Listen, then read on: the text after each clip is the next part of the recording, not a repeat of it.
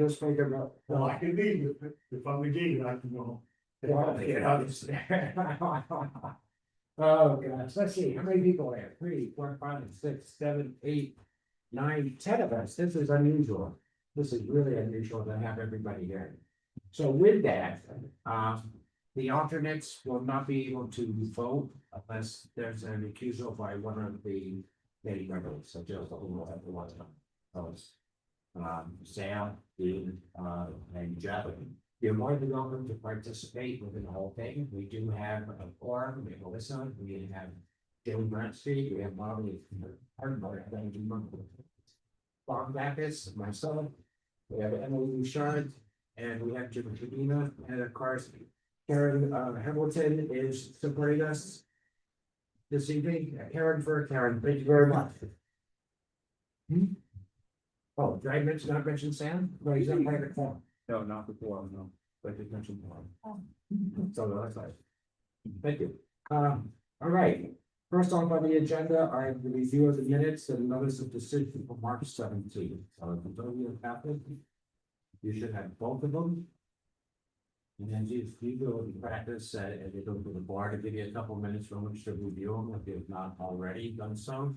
And you're welcome a motion when somebody feels that everybody's ready. We'll start off with the minutes.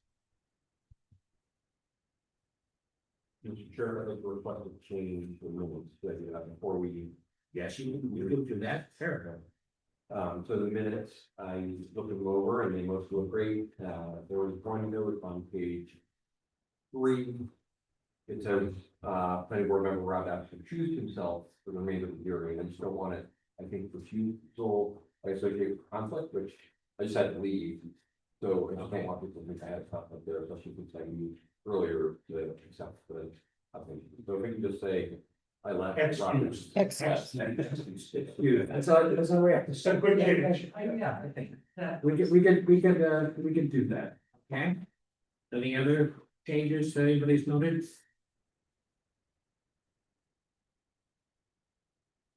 When you're ready. I move the minutes for is that Do a second. Second, okay, thank you.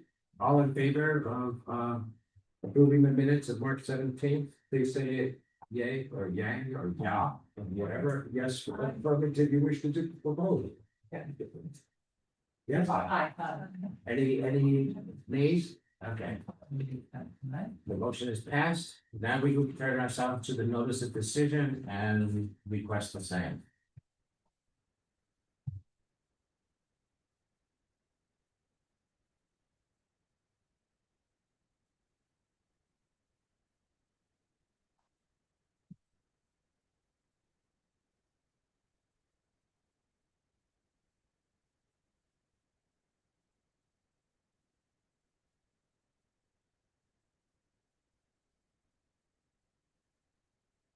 to approve the notice of decision, March 17th. Do we have a second? All in favor? Any opposed?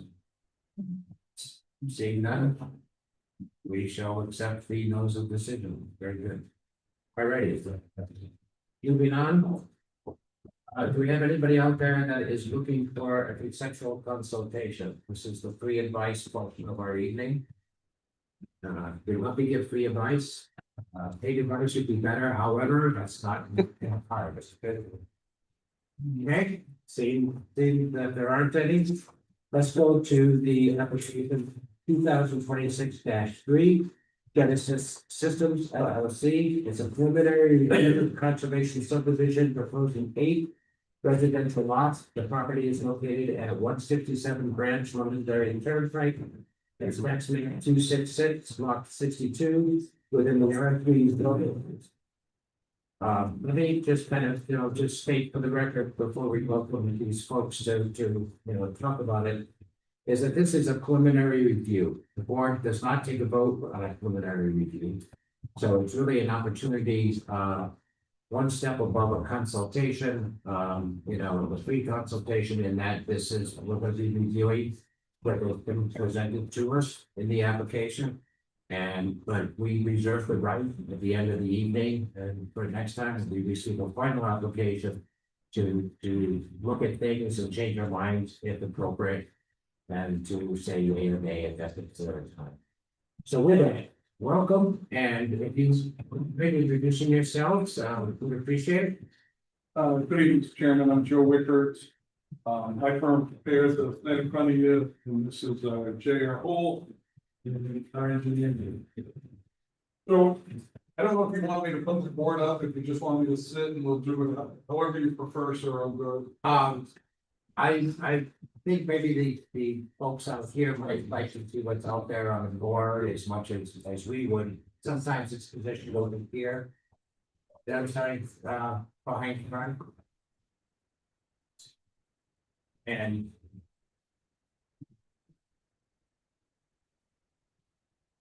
folks have to move or change positions from which to be able to view the discussion. That's fine. Go ahead and do so. I would like to say on this, with respect to this, there's a number of comments that were made by Karen Robertson, who's not with us this evening. And there was a response that was issued on April 13th, and I apologize because I just received it from Karen about 90 minutes ago. And this is what copies that I put out in front of the board. There should be two of them. One is a memo from Joe. Is it Joe or do you want me to say Joseph? Joe's left. And also a copy which he gave us with respect to the Hollis Board and the Workforce Housing Administration. So with that, I just would like to just take a quick minute for folks to just kind of glance at it.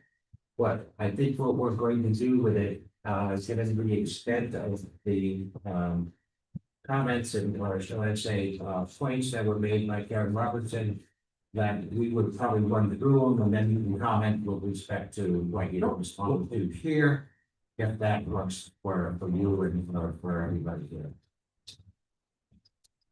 Does that sound good? Right, I'm going to give you a couple minutes to just kind of get yourself familiar with what has been sent, and I think it'll help in the discussion and move things along.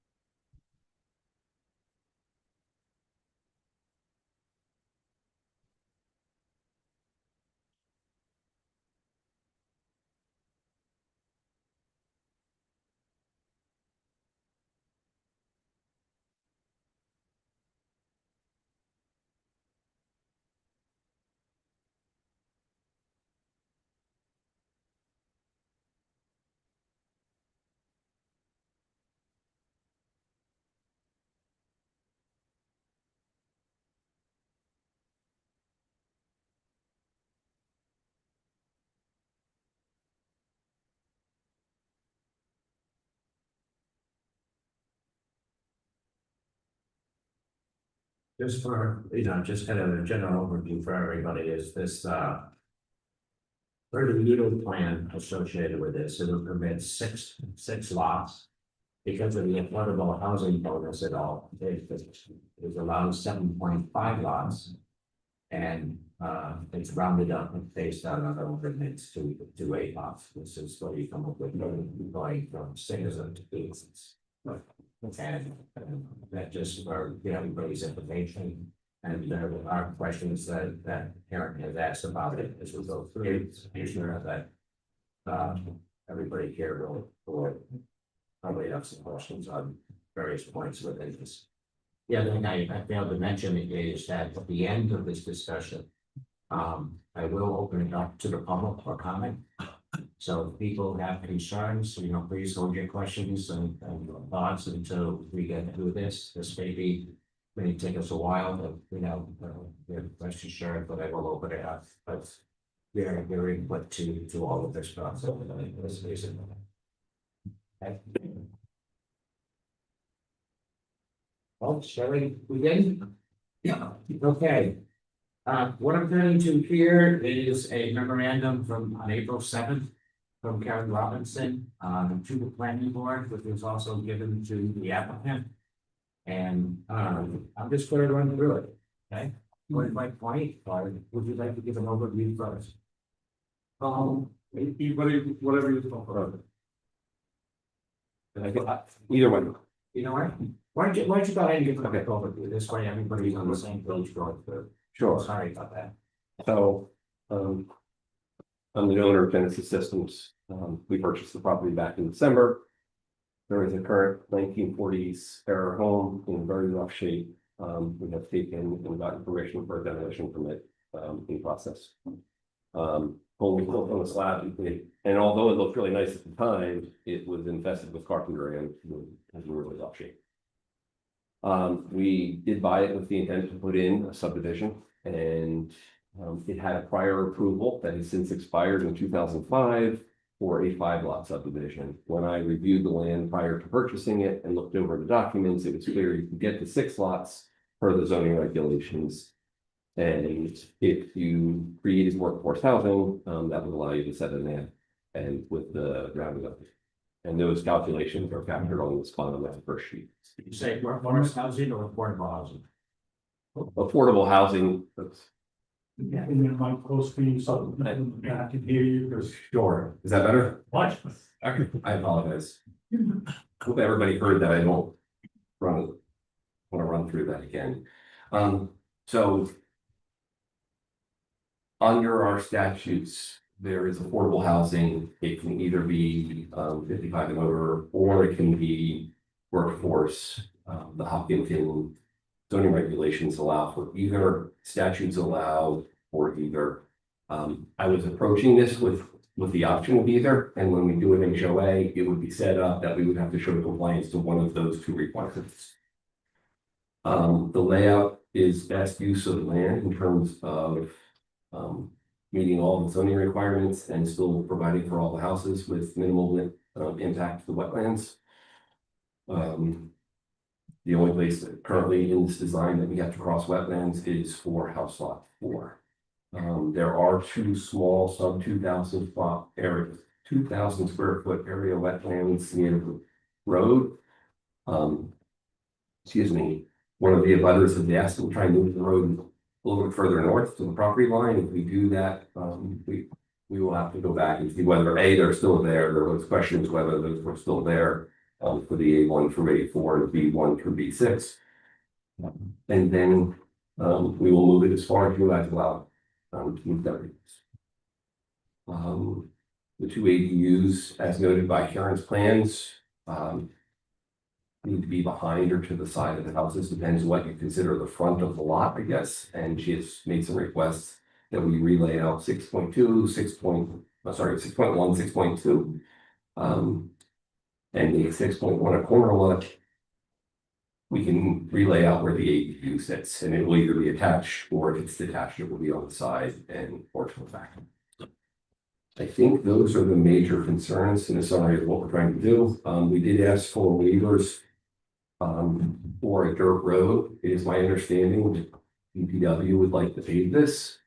In our response, I'm willing to do that, but I don't want to then own the road on top of it. That was one of the requests that came out of the last meeting. I'm sorry, could you repeat that again? Sure, I am willing to take on the cost to pave the road, but during the consultation we had a month ago, there was concerns about the town owning the road, and they would like to leave it a private road. And I think trying to do both a private road that we then take to down standards and pave would be a hardship. So we would like some clarity by the end of the meeting on at least that portion, because it impacts the engineering. Right down the town, it's not permitted private roads. That's at our current ordinances. That's something that we're exploring and will possibly in the future. That may be permitted. The other thing, just kind of a notation, if my memory serves me correctly, is that the town requires that anything more than 5 lots requires the road to be paved. Correct. So, I mean, what you would be asking for is 60% greater than what the town allows if you were to waive it. So in the concept, lots 1, 2, and 8 all had road frontage on the existing turnpike and road and driveways would have dragged all the way down to the existing turnpike. that would be a less than optimal use of the land, but they all had 75 feet of road frontage to meet requirements of a conservation subdivision, so you could have extended driveways.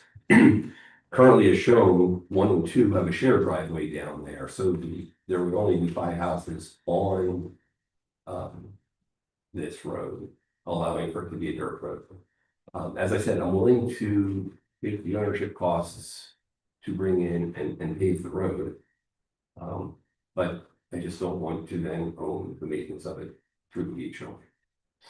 Right. Okay, and if we're making changes and we move toward a paved road, we don't need those long flag type left legs all the way down to branch on the dairy permit, we can put all the driveways on the new.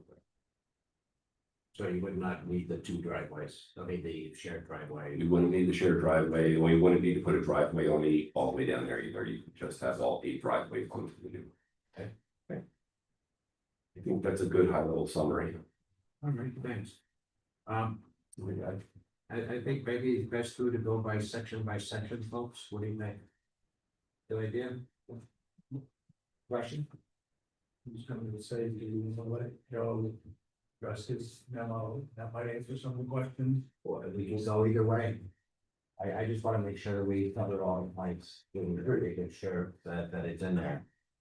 All right, going to again from the memorandum of April 7th from Karen Robertson, the planning board and copying to the applicant.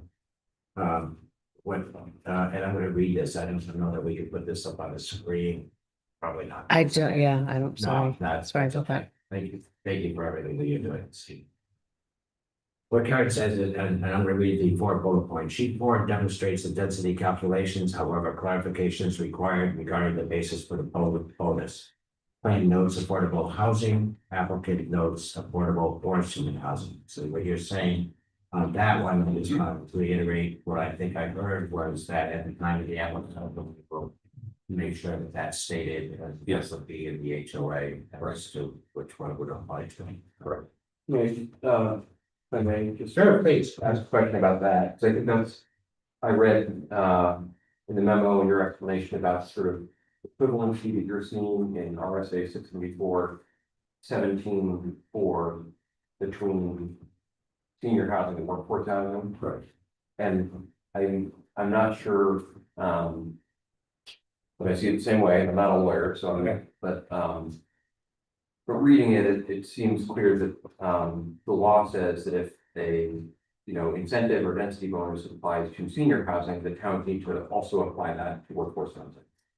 But I think we've got an incentive for workforce housing in which you pick up on the ADUs and the density bonus apply to get the 8 units.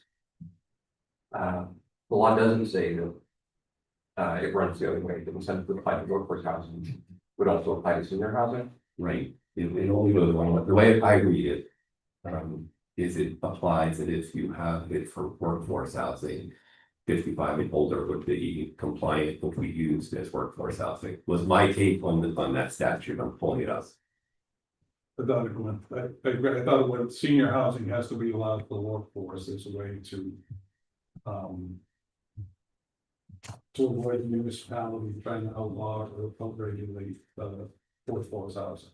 I'm not sure, I'm not sure necessarily goes the other way, if the workforce has to be senior housing. But I guess our thought process was your ordinance specifies the same bonus, whether it is either or. Right, it's a 25% bonus and it's a 20% requirement, whether it's affordable or whether it's. For either senior or Yes. I read that wrong. I'm reading it right now. My error, right? Beginning July 1st, 2023, incentives established for housing for older persons shall be deemed applicable to workforce housing development. Right. Right, that was from 674-17. Yeah, okay. So I was gonna do either or, right? We have to be compliant with one of those 2 options would be the way I would want to approach the HOA. So it does allow for affordable housing or it does allow for 55 and over housing. But regardless, you have to meet one of those 2 conditions for the 2 ADUs. And the incentive that says either or, that's in the conservation subdivision chapter, that way. That's correct. Yes.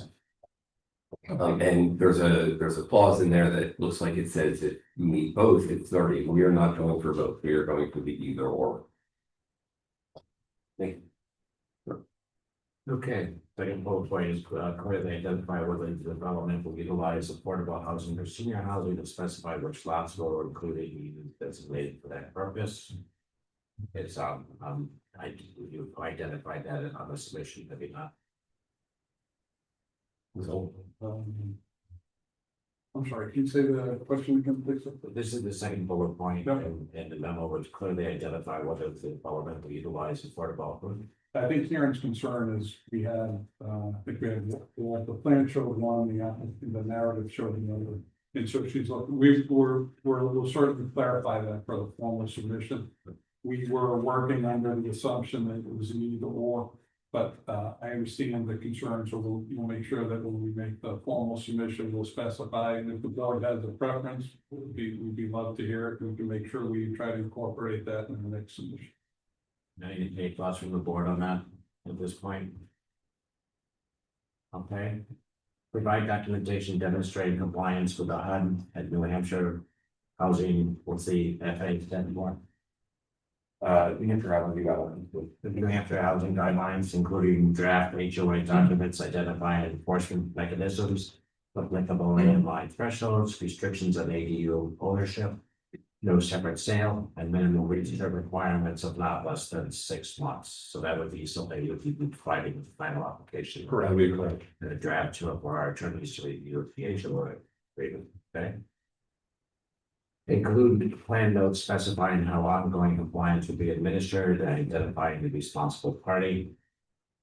Yep. Okay. Okay, building envelopes, there are a number of questions here. Building envelopes are shown in sheet 6, however. Associated improvements appear to extend to, or in the case of lot 62-1, potentially beyond the limits of the building envelope into the designated open space. Comments? So all buildings would be inside the buildable envelope. They were showing the extents of the buildable area, but it's. If you zoom in on the actual drawings, they are within the envelope. Yeah, we Karen's concern on 621 is that a symbol appeared to overlap into the open space, but that's just a drafting notation issue. The entire structure would be located on the lot 621 itself and within the building. Okay. So you just be moving it north, or Yeah, and west, whatever the case may be. so just to kind of back up, because building envelope issue is gonna have a couple. Yeah. So. JR had mentioned, our initial proposal was to ask for a waiver to go to a gravel road. We had a waiver in there because a gravel road by ordinance can only handle 50/82 annual daily trips, right? And then general rule is it's 10 daily trips for a single family residence. So we had the plan configured to have the shared driveway. The shared driveway was intended to reduce the number of trips on the road, which would hopefully lessen the ask for the waiver. Is JR has mentioned in the beginning, based on the conversation with the DPW director, his recommendation was it should be paid. We're in agreement, we're willing to pay for that. If we pay that, what will end up happening is that eliminates one of our waiver requests. So we would not need the waiver request for the gravel road that had more than 50/82. And then what Karen was trying to bring up in her comments was, sorry, so everybody can see it. So right now we have a little tail of frontage that went into 62. If we agree to pave this road, what we would do is we would eliminate this lot line would go to here. This area would now become part of 62-1.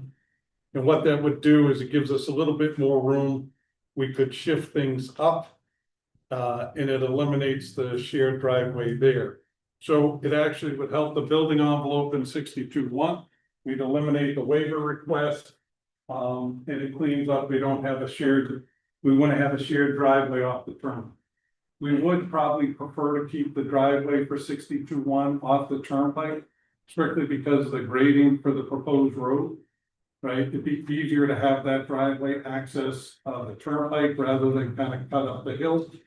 And then our thought process was that what we're trying to do is repurpose the existing driveway trail that was there.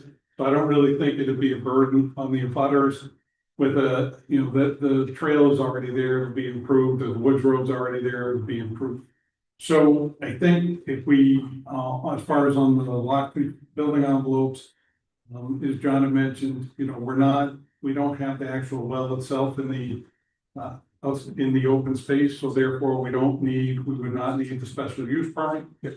Right, if we can clarify that on the resubmission, we'll kind of give it a little bit more push into the open space. Karen had a concern about grading lawns, people kind of encroaching into the open space buffer, so we'll try to move that over and reconfigure the ADU. We read the ordinance that if we we're going as part of the site plan, the planning board could approve the location of the ADU. We just thought it was a good location the way we had it. Your zoning ordinance clearly states it has to be on the side and the rear, so we're happy to move it to the side and the rear on the resubmission. Next bullet point was just special use permit, but you've already addressed that on lot 62-1, moving it over from the, well.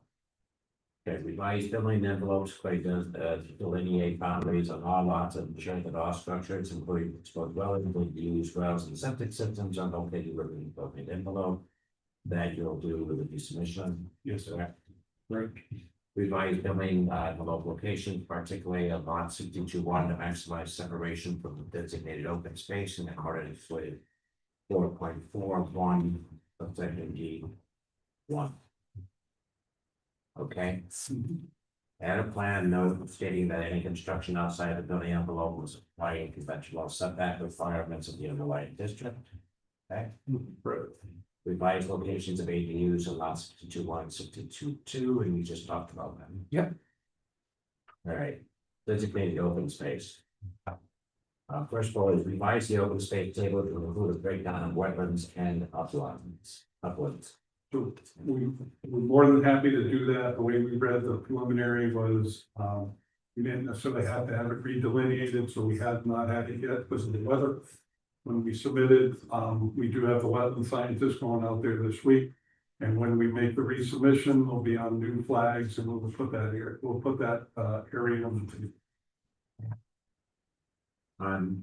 Next bullet point was demonstrate that the designated open space is contiguous to the extent practical and revise calculations to exclude areas less than 100 feet in width. Now, we have a question for you on that one. So I think the comment that Karen had. I think we've submitted the color one, and just using the color one because it's a little clearer. So Karen had two concerns. She had a concern here on 62.8, and she had a concern here on 62.4. I think that is 62.4. So, and her concern was this lot line runs like this. And this portion of the open space is less than 100 feet to the lot, which is correct. However, when you add it to the open space that's on 62.3, we have a width greater than 100 feet. So we felt that it complied. We didn't read the ordinance that you had to have 100 foot on each lot. We read the ordinance that the open space had to have a width of 100 foot contiguous, and this is greater than 100. There's a section up in here where we're slightly under, and that we'll reconfigure that to make it work, not a problem. And you haven't got to it yet, but just because I'm here, we had a little tip of a frontage. We had a little tip of open space in the 100-foot buffer, and that was one of Karen's comments also. So we're willing to reconfigure that. Okay. Mike, this is fun. Joe, so I'm assuming that, forgive me, I'm not super familiar with our conservation subdivision regs. The wetland that kind of comes along from yet wetlands cannot be counted towards open space, I'm guessing. Right. And so it's basically dividing this these two sections of open space that if brought together would be 100 feet in width. I thought we could count the wetlands, I thought it was, I we're believe a it's about proportion. 40% of the open space. 50%.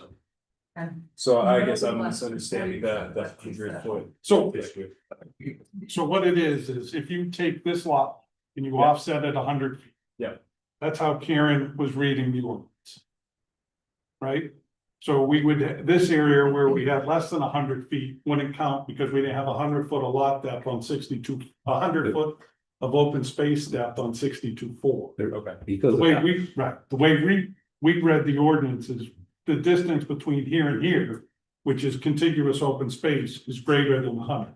Oh, I see. So we felt it complied. Right. So if the board tells us it doesn't, we'll go back to the drawing board. If the board tells us it does, then that's great. So you're Thank you. treating that open space, sorry, Sam, No, I'm all set. treating that open space as if it was its own lot, in theory. Right, and there's a little triangle there that you lose of the open space that, a large portion of is upland area. But if you treat it that it's part of this continuous fabric of open space, then it is broader than 100 feet. That is not necessarily true when it's done on 62.8. If you're trying to stay within the boundaries of the current lot lines for the lot itself. We make adjustments for that one. I have a thought here that I just want to throw out there. I understand to a greater extent what you're doing on the open space. You know, on the north and northeast, those segments, against the southern side. It's. And maybe this is a concern for both of them.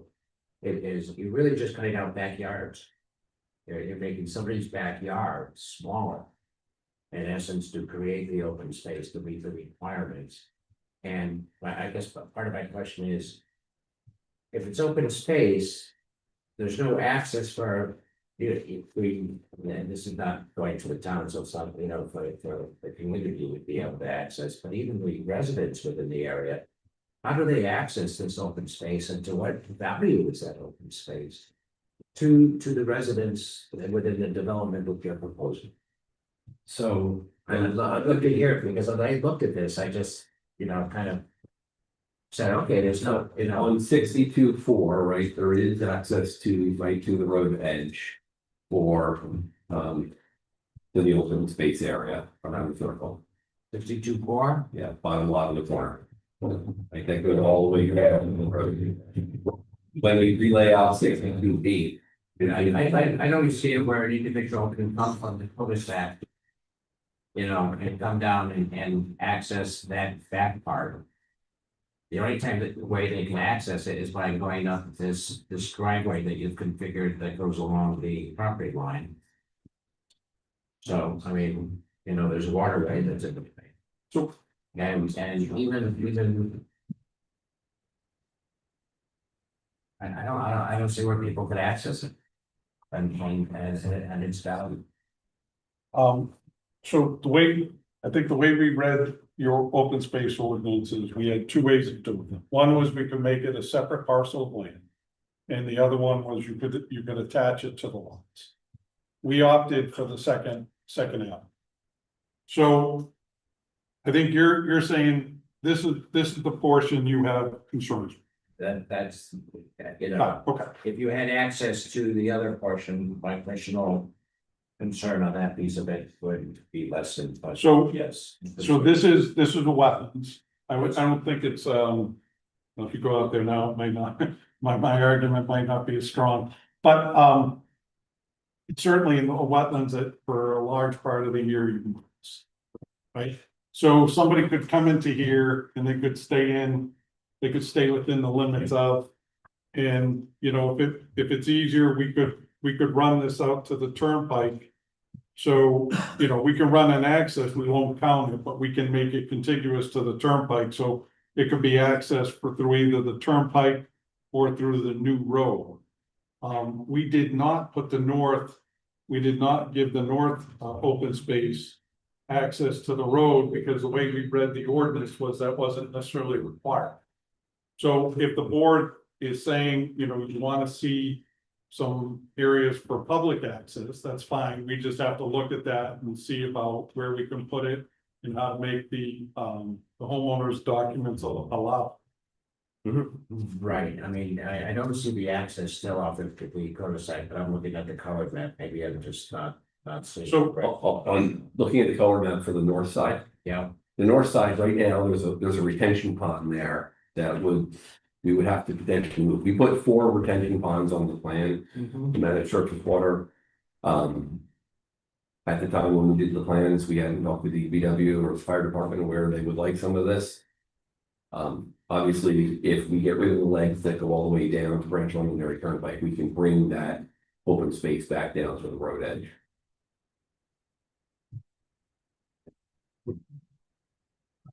it's actually what my concern is, so to those, typically, would love to see that. It's a use for, you know, in this case, for the residents of the development to. Be able to walk along, to be able to, you know, if there's trail to ride their bikes, whatever the occasion would be. So But I mean, again, to me visually, it just.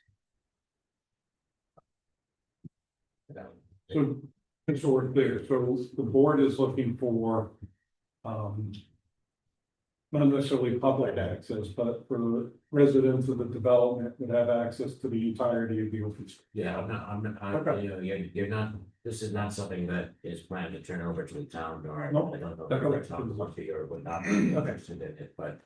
Usually the open space would be something We can make that happen. of value to the residents that are within that particular development. We can try to look at some connectivity to make sure that it flows better. As opposed to walking across space lawn Yeah, or. no, we can make that change. Yeah. And I'm sure that they would wondering, but you know, that's sometimes they might. Yeah, okay. Okay, next bullet point, eliminate any designed open space located within the required 100-foot buffer along Branch under Londonderry Turnpike. Buffers areas shall not be counted towards open space. Yep. There we go, the rest of that, right, there's a 5,000 or 6,000 square foot area right at the edge of Branch Londonderry Turnpike that overlays both. Take compliance with not Can setting. I ask a question on that? Sure, right. So I agree with Karen's interpretation of the requirement. I'm not sure if that has been the practice and procedure, only because I think the last subdivision back then, that space was double counted. So I don't know what is. You know, perfection is a flaw. And, I'm sure we probably only made 1 mistake or 2 mistakes in our entire years, but, that may not have been, a decision that, a fact that we necessarily caught. Okay, that's fine. We're willing to be compliant. I just wanted to make sure that it's equitable to everybody in terms of. No, I mean, you know, we may not have. Okay. Or if we caught that, we may not have realized we were looking at. Well, okay, fair enough. All right. All right, demonstrate compliance with 793, priorities for inclusion in open space. Confirm whether wells are proposed within the designated open space, if so, obtain a special use permit pursuant to 795 subsection C5, clearly note some plans. Submit an open space management plan during formal review. So we don't do that. Coordinate with the Conservation Commission pursuant to 4411, demonstrate incorporation of required natural resource protections. The center of the cul-de-sac shall be treated as part of the roadway rather than designated open space. Okay? And maybe, disturbed if necessary for snow storage and roadway operations. Area that cul-de-sac does not comply with 100-foot width requirement to qualify as designated space. All right? Yep. All right, lot design size upland, is the next section you that parents identified. Consider revising the lot area table to include wetland acreage for lot for clarity, okay? All Provide a clear explanation for the configuration of lot 62-2 and the lack of frontage for lot 62-1 along the proposed roadway. That may change as you. Yeah, no. Working with, Right. with this, based on what you've indicated. Correct. I think we explained the rationale for doing it that way, but if we're gonna move to a paved road, then that whole point goes away. Will change. Okay. Revised lot configuration is necessary, including consideration of lot 62-1 as a corner lot, to maintain access for branch London area turnpike, creating a more functional design. All right, this is for the buffer along the existing road. It's clearly section E. Clearly delineate the required 100-foot vegetated buffer along branch Londonderry Turnpike and demonstrate that it will remain in a natural forested condition. If necessary, outlines the intentions for planting. So ask a question on that. You can ask a question on anything. So, this slope runs downhill toward Branch Londonderry Turnpike. DPW has expressed that they think, and there are requirements that water runoff not managed to get onto the road. The way to do that is to put the surface water running, or surface water management ponds as close to that end of, or that elevation as possible. Currently, the area that is shown, one of those ponds being a fire pond and a surface water management basin, is the front yard. It is not forested, it is grass. So I don't know that we're changing the natural area there. We're not taking down trees per se. I do think that front yard would be a great area to put for the benefit of the town as well. You get a fire pond that's accessible on the main road. You can have a pull off on the main road so the fire department can use it easily, and then it becomes the primary means to store for water storage and retention during rainstorms. I'm not sure, but usually the fire department has some pads, wanted it closer to the road, that type of deal. Yep, they came out and took a look. I don't want to speak for them, but I did speak to the chief about this. He was going to speak to Karen. I think we can put plantings behind it, but that does mean that fire pond ends up in the 100-foot. And if we have to ask for some sort of waiver, I think that would be the right thing to do from you guys to say, keep the 100-foot with the one exception of the fire pond. Give it a shot. Sure. So do we do that? Is that something we do? Because that would go into the engineering that has to happen between now and the final. I'll reserve it to the board with the final thing. Do what you feel is most appropriate. Okay. Yeah, I would circle back with Karen and have that discussion with her. She's more advised and more educated on that piece of it than I am. Well, she's smarter than all of us. She's definitely smarter than I am. I mean, That's on the record. I won't speak for anybody else here entertaining, definitely smarter than If we had asked one question, so where the existing house is, if depending on the pond. We didn't see much in the regulations for like a planting schedule. So if we just, to regenerate the area for the buffer. Is there a formula you usually use, or is there a schedule that I didn't see it in the ordinance? We can work with Karen, so I'd be more than happy to just, we can take a shot at it. We'll run it by her and see what she says. I just didn't know if the board had. I don't know that we have anything in writing that would suggest a schedule behind it, but I would assume that it would be in prior to, a particular completion of the development of that particular lot. For sale. And that way, it's not something that has to be bought over down the road if it doesn't occur. But that's just my thought. I think it's not in writing anywhere. My thought, pending engineering, obviously, right, but engineering hasn't been started, but if we manage the surface water runoff in the area that's currently more or less a portion of that front yard, meet the requirements for the 30,000 gallon retention pond for fire department, that 100-foot buffer goes almost halfway through the house. I mean, it's not just the front yard, it's half the house that exists there. So after the house is demolished and you clean up the site, we could do plantings behind the retention pond. Okay. All right. And that's for full clarity, right? None of the engineering for surface water management has been done, so I think we can do it based on. Right, and then, I think that's part of what we're gonna do today is get as much guidance as we possibly can, knowing that you're going back to the drawing board on certain pieces of it, right, that need to everything that we're talking about this evening. Okay, so I get it. Demonstrate that no prohibited features, including buildings, parking areas, lawns, leach fields, detention basins, stormwater facilities, or fire ponds are located within the buffer. Relocate the proposed fire pond outside the buffer area. Revise the location of the proposed pull-off area to align with fire protection.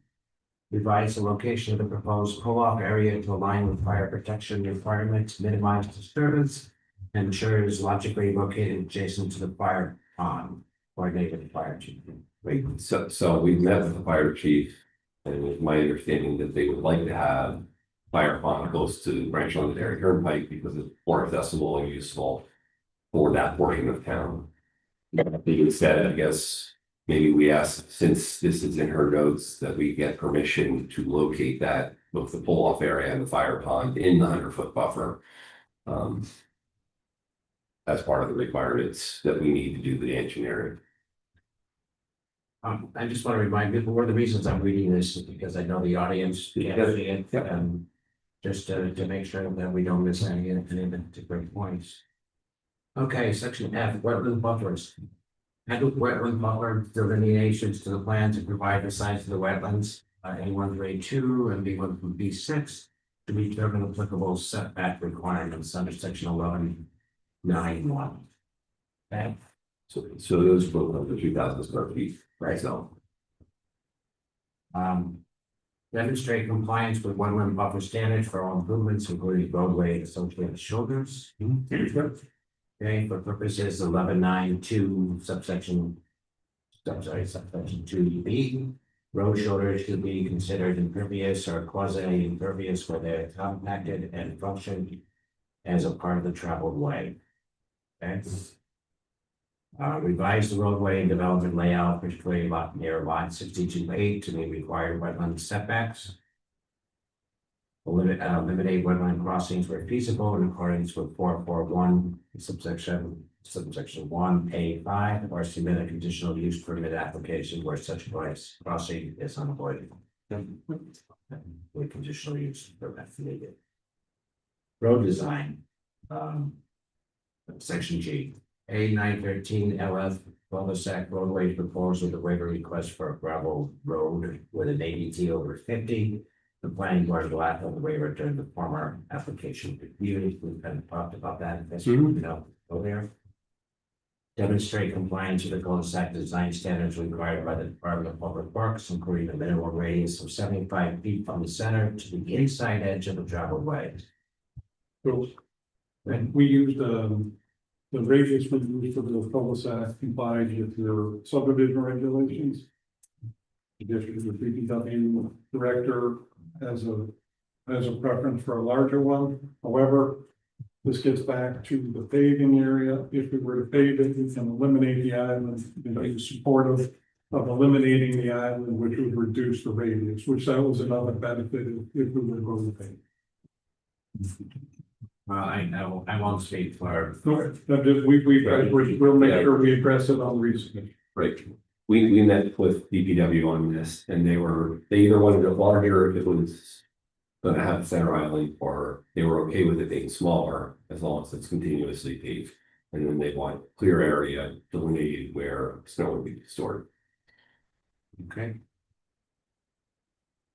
All right, if the 75-foot radius is met, ensure the center area of the cul-de-sac remains free of vegetation to accommodate snow storage in accordance with DPW requirements. Confirm roadway design, gravel versus paved in accordance with DPW. I think we're headed there. Demonstrate compliance with gravel road design standards, including minimum 18-foot way. Again, I think we're talking about paving it at this point. Yep. During engineering review, confirm that the roadway design, including shoulders, will support rapid south riggers, stabilizers, consistent with prior consultation with state fire marshal's office. and coordinate with the fire chief regarding the location, size, and design of the fire pond and pull-off areas. If I may, so Sure. that was the one, right? In meeting with them that conflicts with the earlier one about the buffer. Right, and putting the fire pond near the edge, so those two requests are a little bit in conflict, I think. Okay. I think the chief is right, putting it near the existing road is in the best interest of the town. Okay. And it works for a number of reasons as well. The engineering side is the lowest elevation point of the property to put water. Makes sense, in what we were talking about. Okay, folks, we're getting there. A waiver has been requested for the paging schedule. The planning board will act on this request during the formal application review. That's fine. Open space configuration.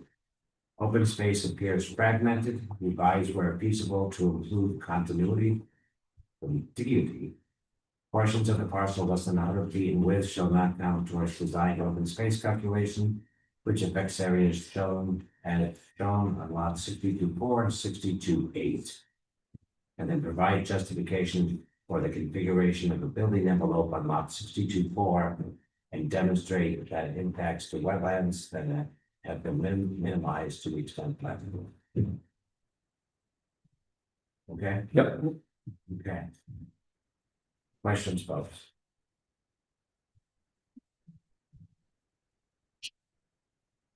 Okay, that's it at this point in time. I do have a question. Sure, please. Can you explain the setback on lot 62.1? To me, it looks like the house is sitting on the lot line towards the open space. I don't understand that. So we did have it's not the setback, it's the limit of the open space buffer. We just put it there to try to maximize the hill. When we eliminate, assuming we go forward and pave it, that'll allow us a little bit more room to shift it north, and we'll make sure that the new submission has it a little further off to level. Any other questions, please? No, can I just jump back to the flag, senior housing things for a second? I appreciate you, bringing out the Hollis, regulation and sharing that with us, and, I see that it addresses both rental housing and homeownership, and I can sort of imagine how affordable homeownership might work in a, small setting like this, relatively smaller. I'm not sure, like, because the ADUs are the proposed workforce slash unit buildings, and I believe the town's not allowed to ADU be like conveyed separately for condominium owners. Right. I imagine that. Can you just explain how that would work, who's landlord, who's the property manager?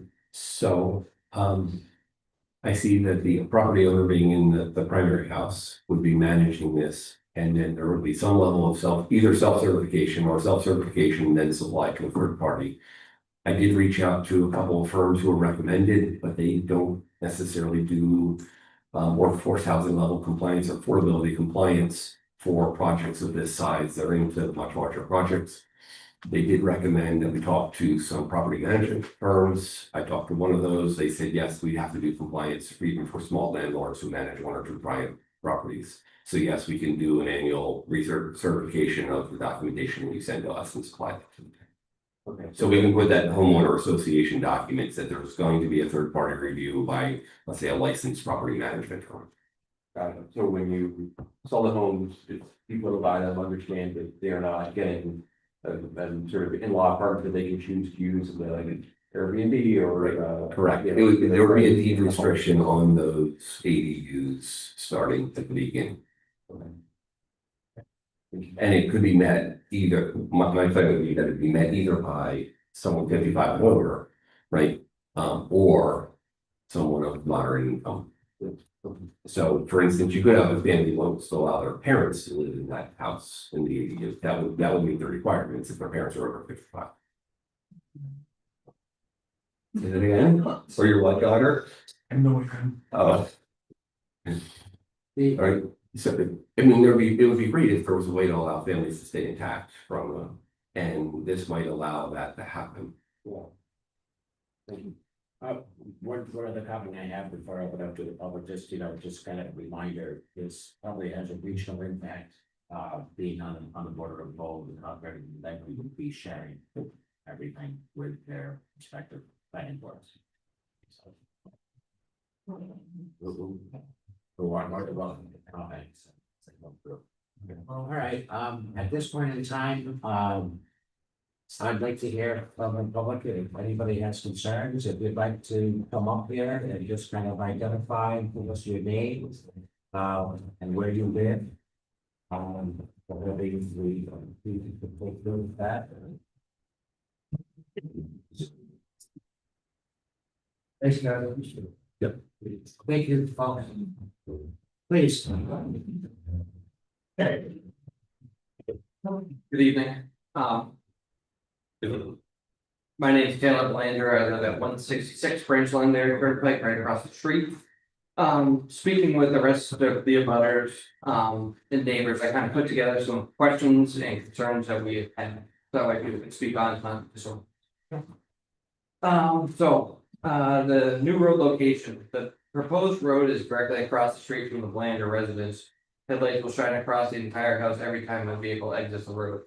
I've already spoken with JR about this and tried to come up with a solution. Campbell residence is the same issue, I do have copies, you guys want a copy? Sure, I just, yeah, if you could give us a copy. For the Yes. record, you know, your Sure. copy, sure. Yes. You don't want to answer? I can go on. Yeah, I can do it. Yeah, just one more thing with that. Campbell residence, the same issue applies to the Campbell property, where the headlights will shine directly into their windows. Shrubs or bank should fix that issue. Conditions of the existing road. Branch London Turnpike is in extremely poor condition. It floods every year, it's full of sinkholes, potholes, and ruts. This spring is the best the road's ever been. Normally the ruts are deep enough where vehicles get stuck and have to get towed. The road has no proper base and is not well maintained. Wetland impact. The wetland on the backside of the property towards the Campbell property will be significantly affected.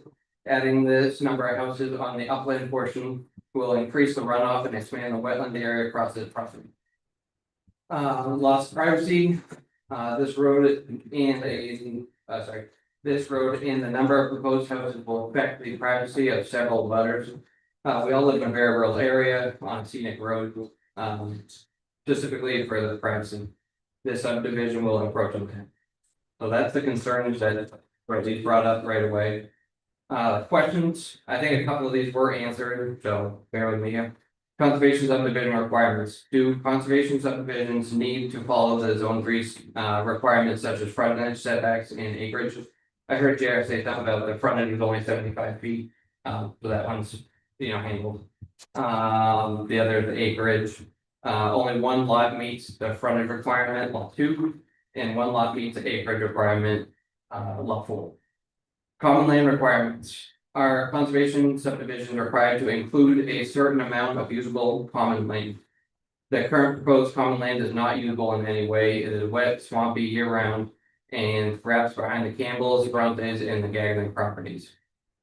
The existing leach field is right where the proposed road's going. How will the existing leach field be addressed?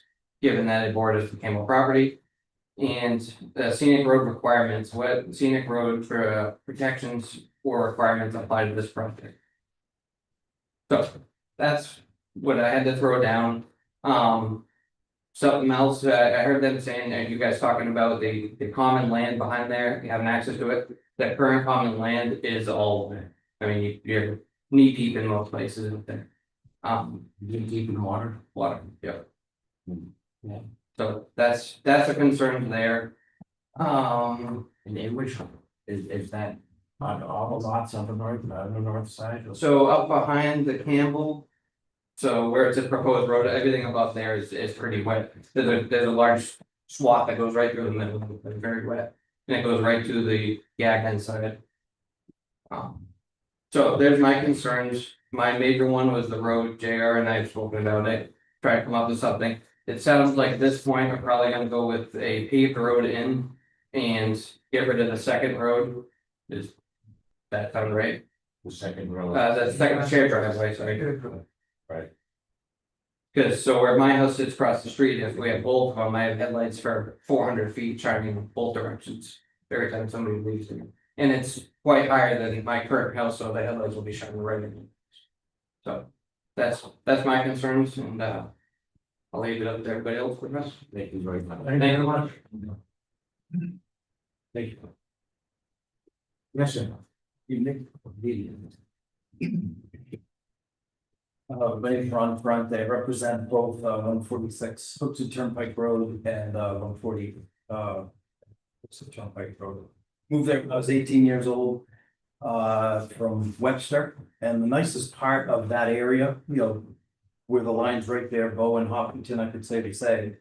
And I'm sure all of you on the board enjoy your houses, your locations, and the beauty of it.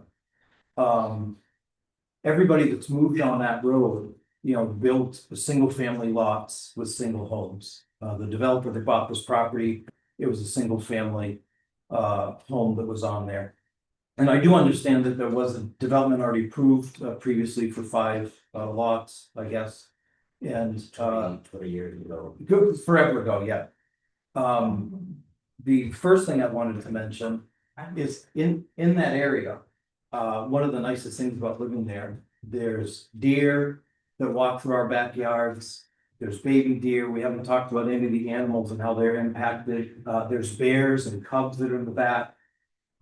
It goes all the way to Turkey Pond.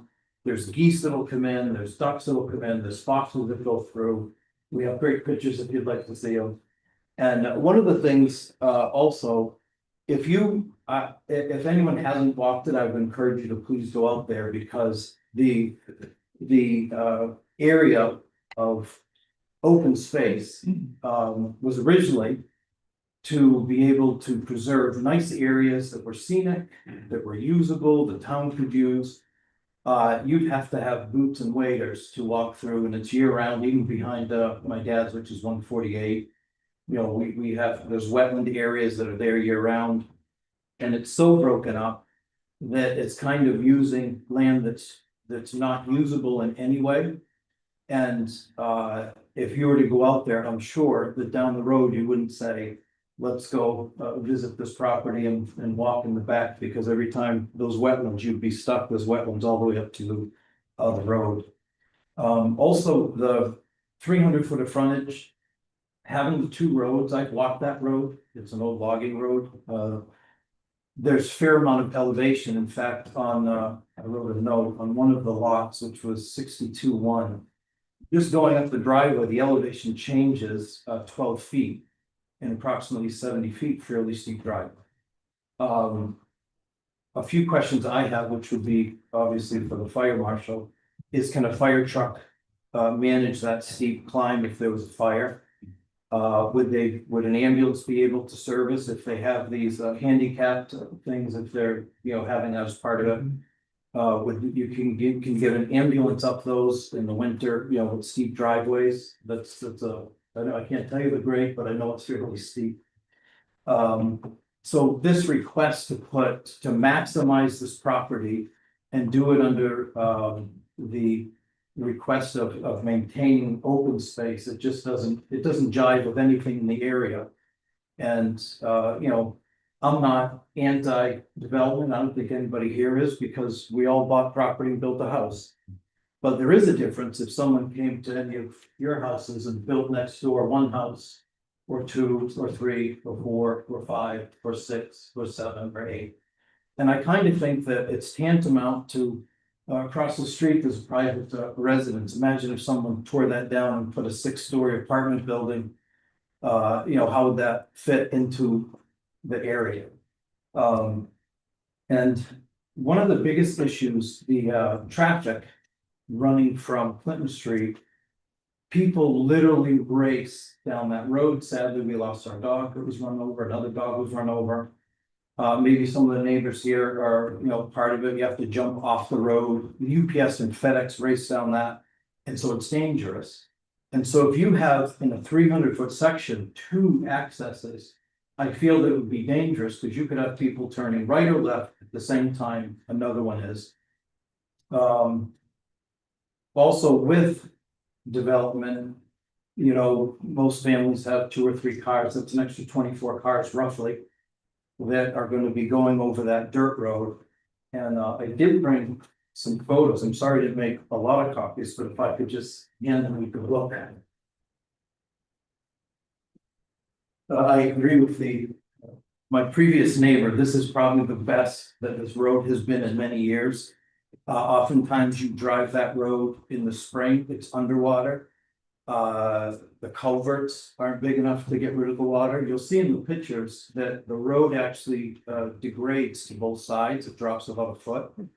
And if you have families here, I guess the other concern would be, can you get a school bus down this dirt road? From where it ends pavement to the low line, and you'll see how rough it is. And if you did, where would you have a turnaround? How would that be accommodated? How much more would that degrade this road? Well, the school bus gonna have to go down, it was a single family house as well. I don't think anyone goes down, yeah, No, they always walk down to the bus stop at the pavement. My children have always, I live at 135, my children always had to walk down to the Four Corners. By Stickney and. We're gonna have to come and to go to my comments, because people online. Right. So if you want to comment, you can come up. Okay, sorry. I'm gonna add to that. I don't think a bus has ever gone down there. And even if there was one, they would probably have to walk. I don't know where they would turn around, so that's another concern.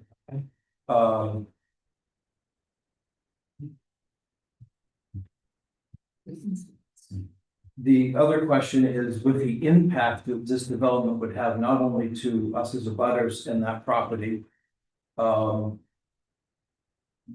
the question would be, what happens to this piece of road that the town owns? That should probably be, you know, redesigned at an expense. Is that something that? The impact of this development, that it should go to the developer to do, or the town pay for it, or if I would invite all of you to come out and see the condition of the road. And the impacts that the added traffic would have, especially turning right, excuse me, which would be the easiest way to quickly hop on 89. And go there. And it's not just traditional open land. There are some nice developments in New Hampshire that have open land. There are beautiful fields and bike paths and all sorts of things, and none of this open space has any of that. And so I think those are most of the concerns that we have. And I was gonna comment, although it seems that maybe that's now in discussion, to not provide a paved town road, which was the original one that was passed. If you're on that property where the road is, the grading is so steep, it's, I can't tell you how far it goes, but it's a very steep. I tried walking up it and slipping, so it's a very steep grade, which makes it, when part of it is in those first 2 lots on the right, which makes it, you know, unusable. And also, one of my favorite parts, now that I'm older, I visit my family and nieces, and we have nice backyards to play in. And some of these, there's no backyard. It's well, I shouldn't say no backyard, it's a very small backyard. And I don't see how these neighbors would be able to, you know, they're gonna walk across the street or go behind someone's house or walk out to the road or go to one end to try to walk into a path. And I think those are the concerns as a neighbor and living there, and I feel that the impact. And I also feel that, you know, when all of us moved there, we had an expectation. And I'm not opposed to there being development there. But to have 8 houses in this small area with all the increased traffic and people racing up and down the road, I feel that it will adversely affect us and as neighbors in that area. So thank you very much. Thank you. Appreciate it. Do anybody else, please? I won't forget me. You're next. How are we doing? Troy Campbell, 135 Rankin Missouri Turnpike. Hi. Well, I was here 20 years ago when they tried to put the firehouse. I remember you, buddy. Hey, Joe was there too. They wanted to upgrade the road for that subdivision. Before that was passed. That never, that's that. Yeah, Jane and I were still there, and Jim might have been there. So the condition of that road, the fire trucks, the ambulance, school buses, then I get down like it was this spring before they finally graded it 2 weeks ago. It's terrible. It's. When he wanted to put this road in, when he first came in, I was told that he wanted to put a couple houses. I was good with that. All of a sudden, I see we're gonna get 8 houses stuff in it. I mean, that's kind of a cookie cutter neighborhood. There ain't much room. Behind my house is all wet. I think that's what he uses for farming. You can't use that. It's, the road's gonna go right next to my house, so I'm gonna lose my privacy. If, you know, if you wanted to put a few houses in there, I think everybody would be good with it. But 8 of them in there, no, I think we're reaching. And that's my safety concern with the road and school level. And, you know, as we go forward with any development, it's critical that we get the input from, you know, Dan and, you know, fire chief. Yeah, sure. And then my land's on the lowest point, so any extra runoff is coming down my back corner of my property. And I think that was the flag one back there, that we, yep. That was one of the options. Okay. Thanks. Thank you very much. Hey, anybody else? I didn't forget you. What did you forget? How are you? I'm good, I'm good. Hi, my name is Diane Dover Solis, and I have a little bit of a different perspective, but somewhat related to this development. I live at the Ferncrest Condominium Association, further down Hooks Turnpike, closer to Clinton Street. There are 10 homes in our neighborhood. Our access road is categorized as private. That in Upton or? That's a very interesting question. The homes are located in Concord. We have Concord zip codes. We have no Concord services because the access road is from Bow. Hooks Turnpike. Just to clarify, we're not a resident of Hartford. No, no. Oh, that was your question? I missed it altogether. I'm so sorry. There are agreements between the 3 towns as to services, what, where. Okay, I came specifically to hear the similarities and to compare my home, my HOA to what's being created here. So one of the questions, or one of the observations I made was some of the building development decisions are being made on 20-year-old assessments and surveys. Is there going to be, are those going to be updated before final decisions are made? What are you referring to, please? On the map. It's, sorry, I'm putting my eyes on. This plan is the result of an actual field survey performed by this office in March and April of 2006. Are there more current plans? Please, Jan. Sure. Share a seat. Great question. So we have already reached out and we have scheduled to start tomorrow an updated wetland survey of this property. We understand that this was a 20-year-old. We noted that at the conceptual consultation meeting, we committed back then to upgrade it. We are going back and doing that now. Right. Thank you. Thank you. So this development plan is for it also to be an HOA? There would be an HOA, is what's been expressed, yes. All right, So the lots would be only feet, but there would be the home. the lots of what? So individually owned. Correct, okay, so that is what is occurring with Bird Crest as well. So the condominium would have a shared form of ownership, and you would own a unit or a limited common. These properties would have, sure.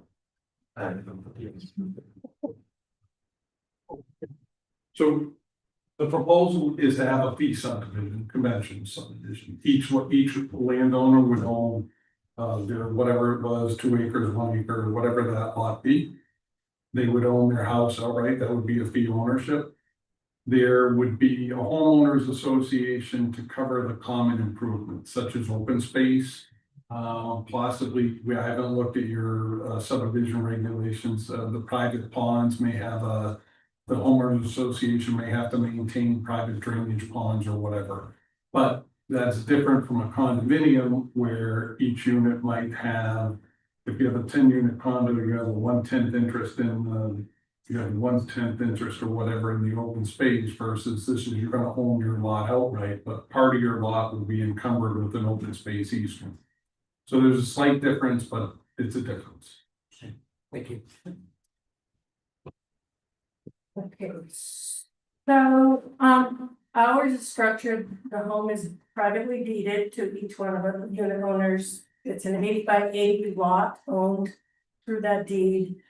Then there's limited common area, which is assumed that each homeowner will tend to a certain portion of that space. Then there's common area.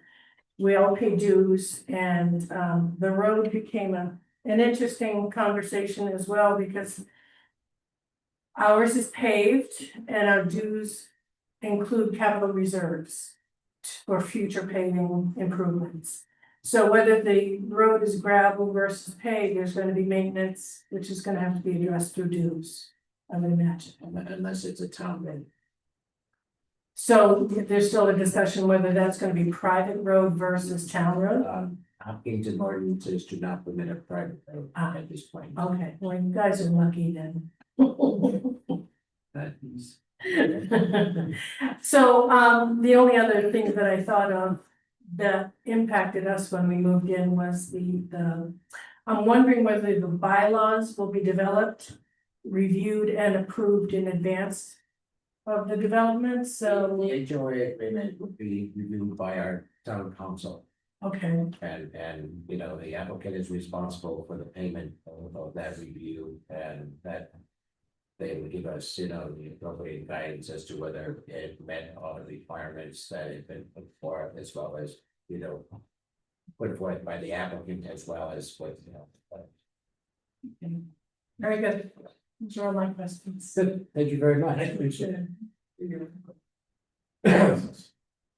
Okay. Anybody else?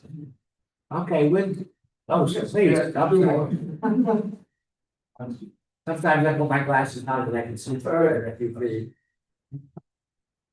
And John Caruso, excuse me, with 155 Hooksett Turnpike in Poe.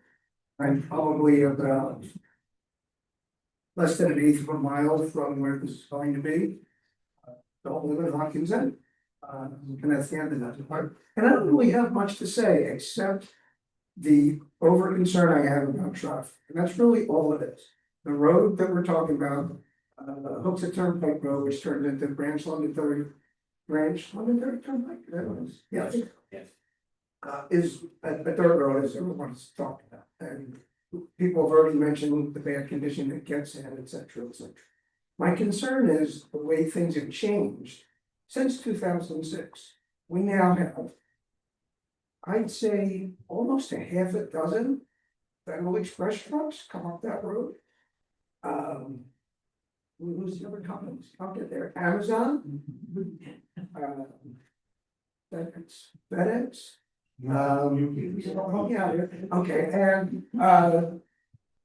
we're now talking about the possibility of a school bus. We're gonna have all the construction vehicles that are gonna be coming in and out of there all the time, which I think is gonna damage that road even further. I don't know that anybody's talking about paving that road, and for me personally, paving that road would be a disaster. Because that will mean everyone will fly down that road. And it will be dangerous, because right now, when people come from, I think it's Farrington's Corner, they come down that, excuse me, that dirt road. And they're kind of going slow because it's a mess, but once they hit the bow line, they just take off. And that doesn't really affect the development, or maybe it does, I don't know. Anyway, that's my biggest concern is traffic. That's it. Thank you, sir. Thank you.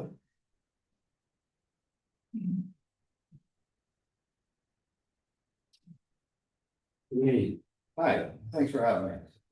My name is James McKenna. I live in Bow, but I'm neighbors with all these fine people here. And as you can see by the turnout walls, we're fairly close knit. We look out for each other. We care about each other. And that's kind of why I'm here as well. My wife's the one that found the Ferrante's up that had been killed from people walking down the road. I've almost been hit walking down that road. The Londonderry Turnpike, Branch Londonderry Turnpike, it is a mess. The grader got stuck there the other day going down. As they all said, this is probably the best year I've seen. I've been here almost 10 years now at my house in Bow.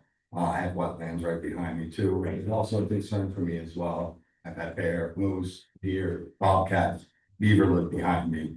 I'm worried about the impact on them, as well as the speed, the traffic, how it's going to affect the Belongers with people coming off their driveway to there, as well as sorry about that. My concern with wetlands, has the Army Corps of Engineers been consulted? Because as far as I know, they need to be involved with any type of building near wetlands. Also, if that affects that road and they're going to pave that, there's wetlands involved in the road. And as far as I know, you can't pave that close to the wetlands. They fall off, it floods across the road all the time. I don't get stuck. A Subaru, I can get through it, but the ruts will take you, and if there's pedestrians coming down the road, you can get dragged towards them because your car's just going that way. You can't fight it. In the summer, when it's drier, the dust that comes up from that dirt road is absolutely outrageous. People running, there's a lot of people with dogs. I have 2 dogs, you know, I'm active, my wife's active, she's out walking this again. And as my neighbor, Mr. Crusoe stated, people fly down. Also, another point with that and people flying down the road, there was a young man who was killed just after the Ryan's household coming too fast from Hooksett Turnpike into Branch Londonderry Turnpike, lost control, smacked into a tree. I happened to see it when I was leaving for work, the after effect. So these are more concerns that we all have as a fairly tight-knit community, that people bombing down the road, people turning off, someone's bombing down the road, then I can see somebody turning off this new road. That might be an incident or a problem. And I just wanted to get some clarification as far as some of the answers were answered, but it seems like there's just a lot of gymnastics going on to try to squeak as many houses on this as possible. Like I said, and a lot of them said, we don't have a problem with people building up there. It's just the amount will vastly impact all the people in the neighborhood, not just in Hopkinton, but Concord and Bow, because there's 3 towns on that same road, you know, and we just have concerns and we just want to, you know, have these to be addressed. And again, we're not trying to tell people what they can do with their land, but it seems to go from 5 to 8 and mental gymnastics and jigsaw puzzling to just make things fit. It just doesn't seem like it's the best use of that land. And you know, I just wanted to say my piece as well and to stand up for my neighbors who are more directly impacted than I will. I'm a little further up the road, but yet my land almost about Hopkinton as well, right up to where the turnaround is, and then the Hopkinton line. So I see all this as well. And I just wanted to address, you know, some of those concerns, and I'm willing to, you know, if anybody had any questions for me as far as being someone who lives there, I'm happy to answer that because, you know, as you all know, we don't have a safe neighborhood. We like our neighbors. I love my neighbors. I would do anything for them, and they're pretty much the same for me. So that's part of why I'm here, is just sticking up for them as well and making sure that they're being heard and that they're not alone. So thank you very much. Appreciate it. Thank you so much for your time. Have a great evening. Anybody else? This has been a long evening, in discussions with this, respect to this application. And I think the board has gone through quite a bit of it. Has a lot to kind of absorb and to think about before a final application comes in. I think the property owners slash developers, have heard a lot from the board as well as from the public and some of the concerns, where that be addressed. Again, this is not, an application that we are voting on tonight. I think you heard that there will be a number of changes that are going to occur to include the wetland survey and et cetera. But everything's been, we appreciate the input of everybody. Thank you. Anything else from the board? Okay, thank you very much. Thank you all. Hey.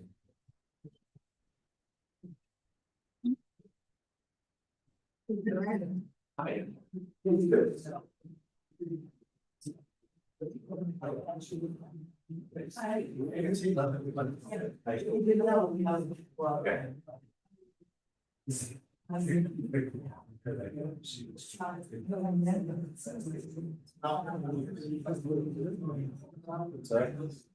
It was right. Yeah. I don't go with it. You know, like it, that's perfect. Folks, we still have agenda items, if you don't mind. Well, I don't know. Take your discussion.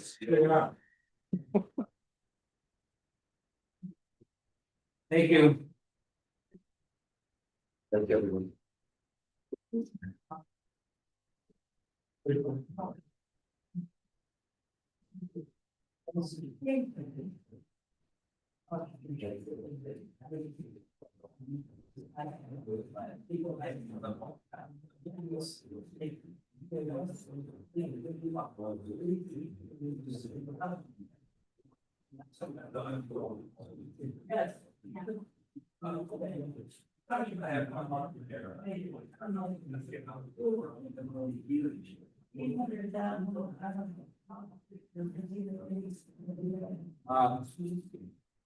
One of the things I failed to mention, and I apologize, that I had put for the special Karen on to be added to the other business is the annual elections for the planning board and also committee assignments.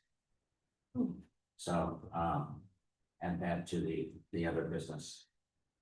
As far as the planning board work plan, I think this is where we need Karen to be here. I would say this and Alyssa, we still have not received anything in writing from, when being a goodness early as to what changes that they wanted to see made for the 2027 session. If we could get something from them, We moved that forward at the committee. I saw Karen's note today. I don't know. I'll follow up and find out what I have what you said. Housing committee should. if you don't mind, just to follow up, okay, just to formalize it, whether we have an idea, thanks for your reporting on it in the past, but. We need to begin. We need to begin work on that. It's almost time we need to get in now. Yeah. Expect that you'll have everything before your next meeting. Great. Based off of the work that we've done the last two or 3 meetings. Great, that'd be great, thank you. Not soon. Conservation subdivision ordinance as well, I mean, Karen was looking for a specific guidance from us. So unless there's objection, we'll either postpone it till the May meeting, where we really have to do it. We try to get together a separate,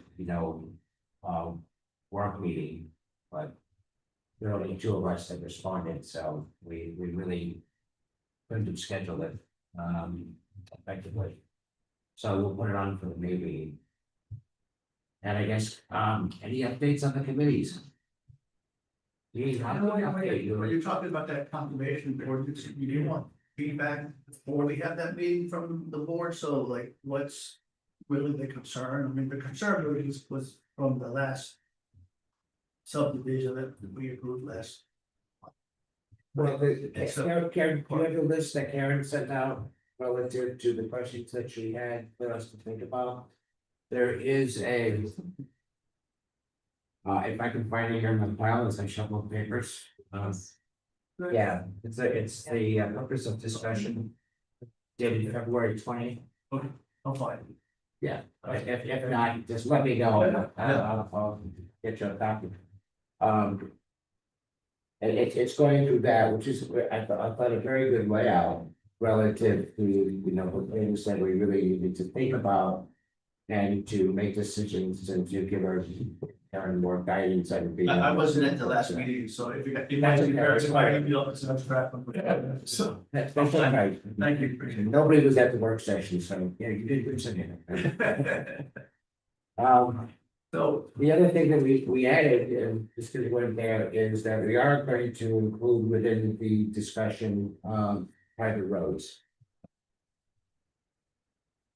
They kind of tie to each other as even, you know, this discussion this evening, you know, demonstrated. Or exhibited, anything else on that? no, Okay, so for housing, we, at the last meeting, we memorialized the couple of recommendations that we had. I saw Karen's note saying, hey, the jacket that asking, you know, for those to be presented. And it should be long for that, so just redrafted, I guess, or fact check and set up for the board, so it's. It should be here long before the next meeting. No. okay, great, then we know. Yes. Anything from the board, either XX or ex officio? I'm on no committees anymore. Oh, you should have said that. We couldn't keep them waiting the last meeting, so. No, we had our first meeting as a new board and covered a variety of outstanding topics. Still just moving through all of the projects from last year, which there are many. So nothing really big to report at the moment. Other than coming out with us, our meetings are about 4 hours long, which is a real selling point, but we cover a lot. Thank you. Do you think that this application will come in front of us next month? Will we really do that? It sounds to me that they haven't even started the wetland survey.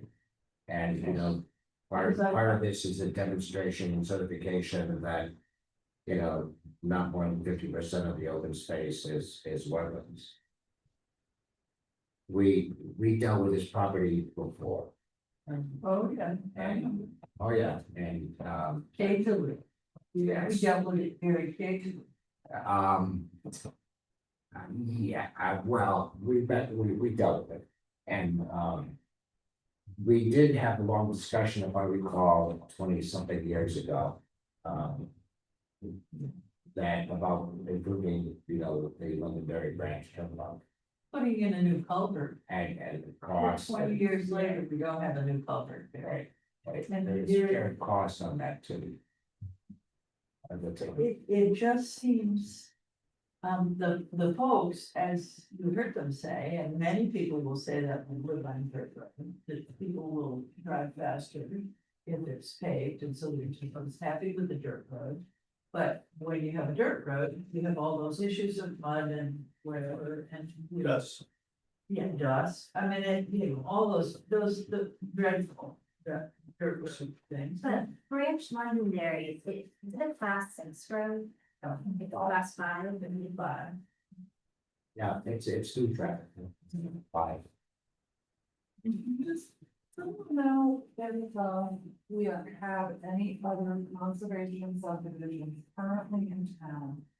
Where it is set up as he very specifically described, where each lot is owned outright by a portion of the lot. So, but and that one is more like a loop around the whole, right? It's really so straight street with a cul-de-sac. I thought but an open land is apportioned out per lot. Yes. Or- I mean, I heard him say that the open space would be connected to each lot, but they'd be with the covenant. Our ordinance, I think, lacks the word contiguous.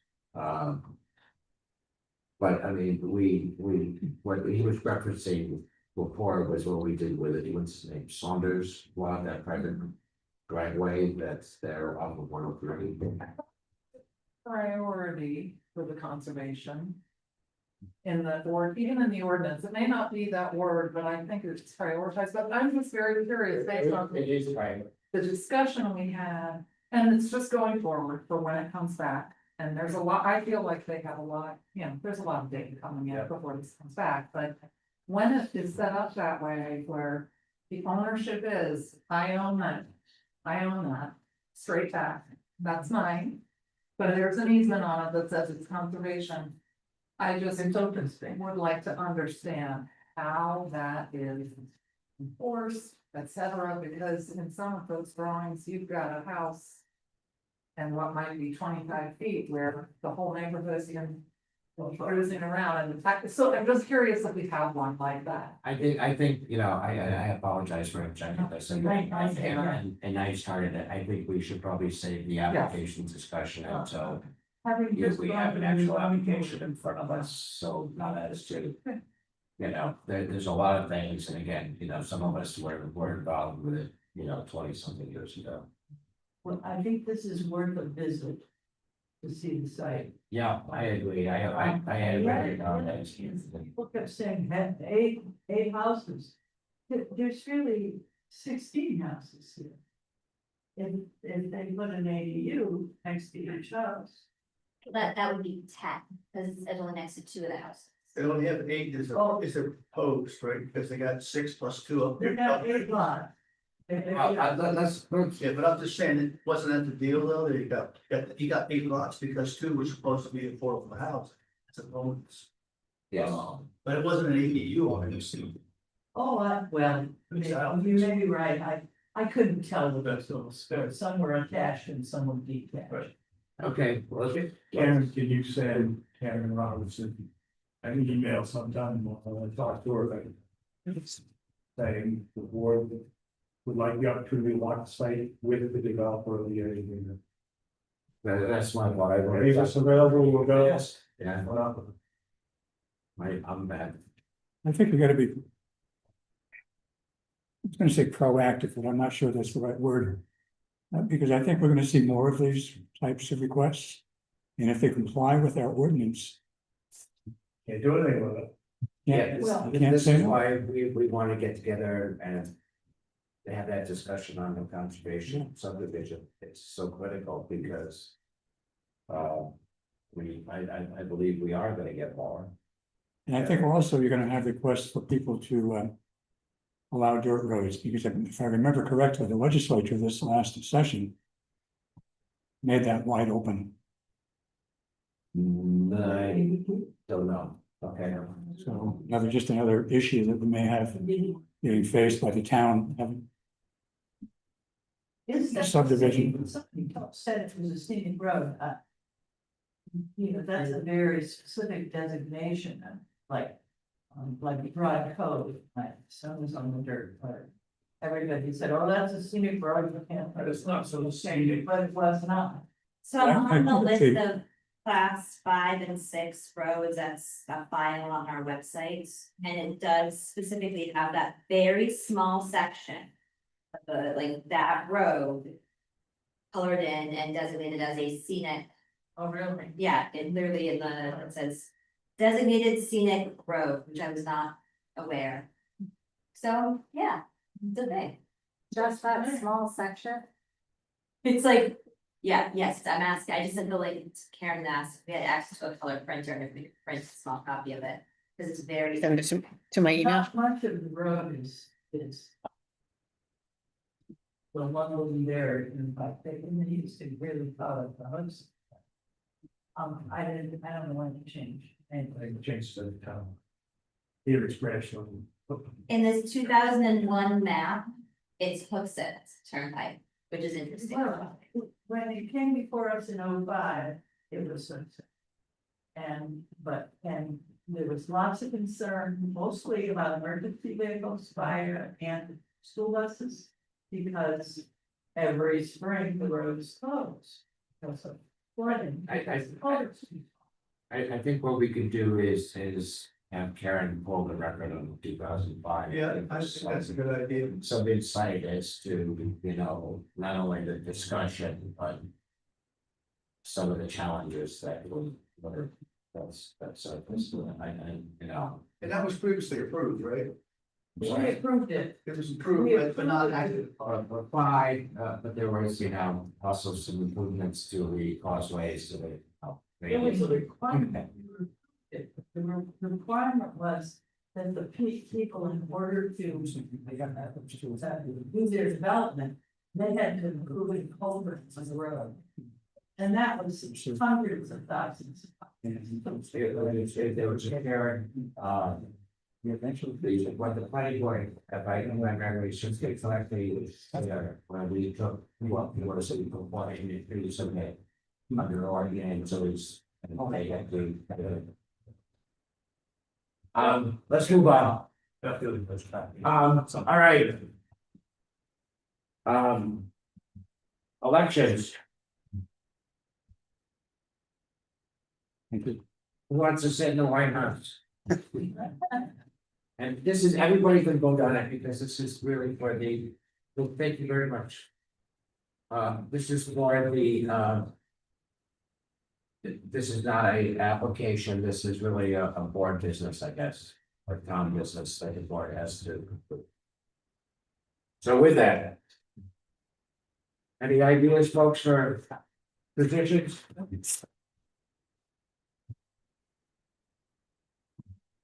Does anybody want to run again? Want to run for the first time? I'll run again for chair. Somebody wants to nominate. I would nominate Mike Foley to be chair. I'll second that nomination. All in favor? Aye. Any opposed? Being none. Okay, and vice chair? Recommendation? Jim, interested again? I was thinking of nominating somebody else. All right, that means you might not be interested. Go ahead. I'm just gonna nominate Rob Baptist. I second. Okay, Good with that? yeah, Aye. okay, all in favor? Aye. Any opposed? Okay. Aye. Very good. Right, Rob? And We need to go. I did German. I move to adjourn. Okay, everybody, thank you very, very, very much.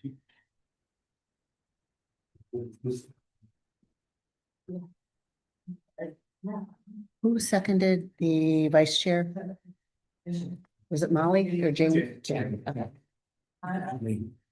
You motioned, but the second. And It's Jane, I think. Jane, Yes, yeah.